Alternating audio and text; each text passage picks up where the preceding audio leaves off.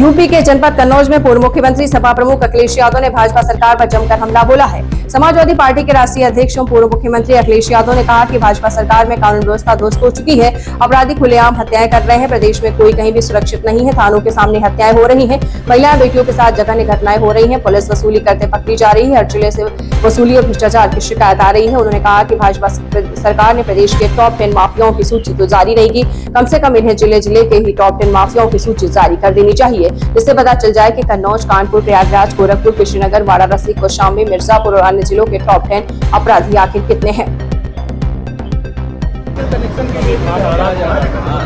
समाजवादी सरकार आएगी, अभी तो सरकार से डिमांड करेंगे कि जितने भी लोग कारोबार से जुड़े और जो उपभोक्ता है, कस्टमर है, उनकी सुविधा के लिए सरकार फैसला ले और सरकार बनने पर बड़े पैमाने पर सहूलियत दी जाएगी।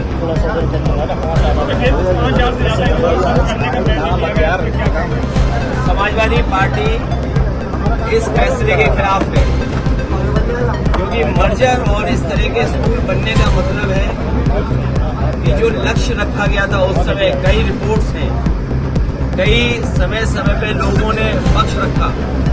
जो मिड डे मील की स्कीम इसीलिए लागू हुई थी कि अधिक से अधिक बच्चे पढ़ने आए स्कूल में और प्राइमरी स्कूल में पढ़े जाकर के, घर से बहुत दूर उन्हें जाना ना पड़े। और अगर घर से दूर होगा तो सरकार के पास क्या इंतजाम है पब्लिक ट्रांसपोर्ट का, कि बच्चे कैसे पहुंचेंगे और खासकर हमारी बेटियां कैसे पहुंचेंगी। हमारी बहनें, हमारी बेटियों के लिए वहां तक जाना, सरकार के पास क्या पब्लिक ट्रांसपोर्ट सिस्टम होगा। सरकार क्योंकि नौकरी नहीं देना चाहती है, इसीलिए स्कूलों को कम करना चाहती है। नौकरी का मतलब सरकारी नौकरी, और सरकारी नौकरी न देने का मतलब है आरक्षण को छीन लेना। इसलिए जानबूझ करके सरकार ये कर रही है। सड़क गड्ढा मुक्त कभी हुई नहीं। हम और आप लोग वीडियो के माध्यम से देख रहे हैं कि लोग डामर उठा करके ले जा रहे हैं। जी जी। और कुछ बीजेपी के लोगों को अगर नाश्ता ना मिले, खाना पीना ना मिले, तो वो भी सड़क उखाड़ने के लिए चल देते हैं। आपके कन्नौज में भी कुछ ऐसे ही हुआ है कि जिन्हें नाश्ता पानी नहीं दिया गया। तो बीजेपी की सरकार अलग तरह की है। झगड़ा हो रहा है हर जगह। आपके बगल के जिले में डीएम और सीएमओ में झगड़ा हो गया। डीएम सीएमओ में किस बात के लिए झगड़ा हो? उनके झगड़े में हमारे विधायक भी पड़ गए बीजेपी के। वो भी लेन देन को लेकर के न जाने क्या क्या शिकायतें हो रही हैं। बिजली विभाग, स्वास्थ्य विभाग में झगड़ा चल रहा है। हरदोई बगल के जिले में सोचिए बिजली नहीं दे रहा है बिजली विभाग। मेडिकल कॉलेज में लोग पंखे से रह रहे हैं। सोचिए आप, मरीज आईसीयू में बिना बिजली के कैसे जीवित रहेंगे। बिजली नहीं आई एक जिले में, डायलिसिस हो रही थी, डायलिसिस मर गया आदमी।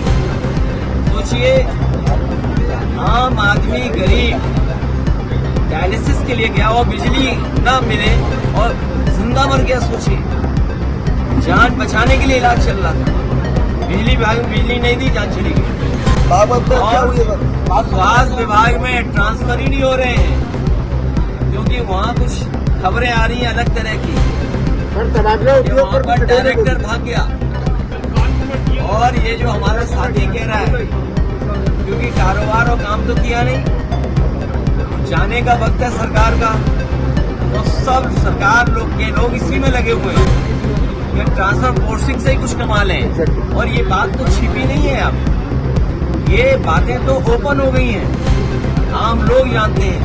कोई विभाग नहीं बचा जिसके अंदर बड़े पैमाने पर लूट न मची हो। ट्रांसफर पोस्टिंग के बहाने मंत्री या अधिकारी किसने वसूली की है? कहीं देखने को मिल रहा है कि अधिकारी और मंत्री लड़ रहा है, कई जगह मंत्री लड़ रहे हैं, कई जगह डिप्टी सीएम लड़ रहा है। ये अलग सरकार है। अभी तक तो इंजन टकरा रहे थे, डब्बे भी टकरा रहे हैं, और जो छोटे मोटे डब्बे हैं वो भी टक्कर मार रहे हैं।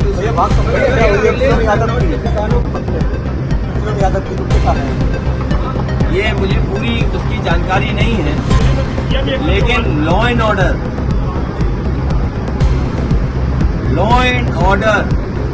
कानून व्यवस्था इस सरकार में पूरी खत्म हो चुकी है।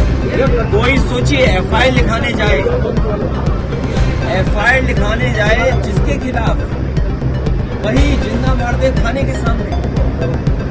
पुलिस को पकड़ रही, पुलिस वसूली करते हुए पकड़ी जा रही हो, और कोई जिला ऐसा नहीं है जहां पर वसूली की शिकायत ना हो या भ्रष्टाचार की शिकायतें ना हो।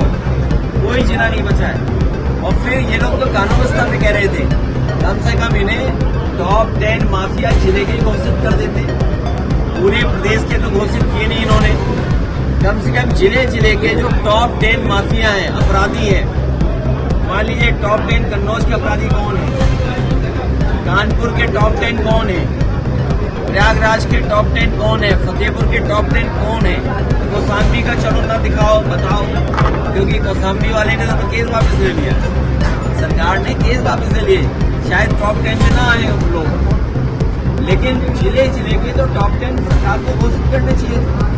गोरखपुर का टॉप 10 कौन है, कुशीनगर में टॉप 10 कौन है, बनारस में टॉप 10 कौन है, मिर्जापुर में टॉप 10 कौन है अपराधी, चंदौली में टॉप 10 अपराधी कौन है, गाजियाबाद में टॉप 10 कौन है, इटावा में टॉप 10 माफिया कौन है, फर्रुखाबाद में टॉप 10 माफिया कौन है। और जब इनको आप नहीं पकड़ोगे, कार्रवाई नहीं करोगे, तो आप क्या उम्मीद करोगे लॉ एंड ऑर्डर ठीक होगा। और उसी का परिणाम है कि थाने के अंदर कोई एफआईआर दिखाने जाए, उसको जिंदा मार दिया जाए गोली। और जो उपभोक्ता है, कस्टमर है, उनकी सुविधा के लिए सरकार फैसला है, और सरकार बनने पर बड़े पैमाने पर सहूलियत दी जाएगी। ऑर्डर, कानून व्यवस्था इस सरकार में पूरी खत्म हो चुकी है। कोई सोचिए एफआईआर लिखाने जाए जिसके खिलाफ देता हूँ इनको, और पूरे इनको मैं बधाई देता हूँ इस कार्यक्रम, इस शोरूम के लिए। और न केवल मैं, इनका पूरा परिवार और जितने भी साथी आए यहाँ सब शुभकामनाएं दे रहे हैं। एक नया काम शुरू किया है, और इधर देखने को मिला है बाजार में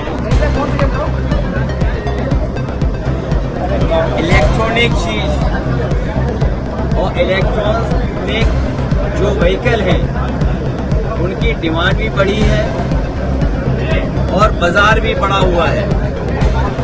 इसलिए मैं शुभकामनाएं देना चाहता हूँ, उन्हें बधाई देना चाहता हूँ।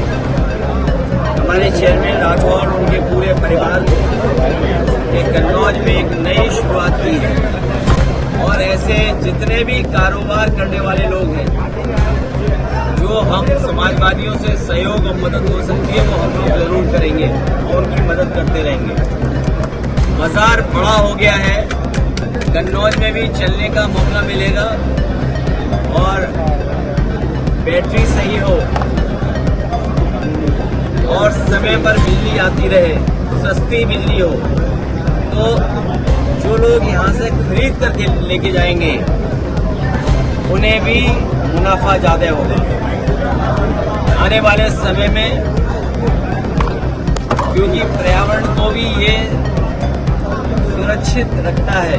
जहाँ डीजल पेट्रोल की डिमांड कम होगी, जहाँ महंगाई बढ़ रही है, वहाँ पर इलेक्ट्रॉनिक ई रिक्शा का चलने से पब्लिक ट्रांसपोर्ट के साथ साथ पर्यावरण को भी सुरक्षित रखने का काम हो रहा है। हम पूरे परिवार को बधाई देना चाहते हैं, शुभकामनाएं दे रहे हैं।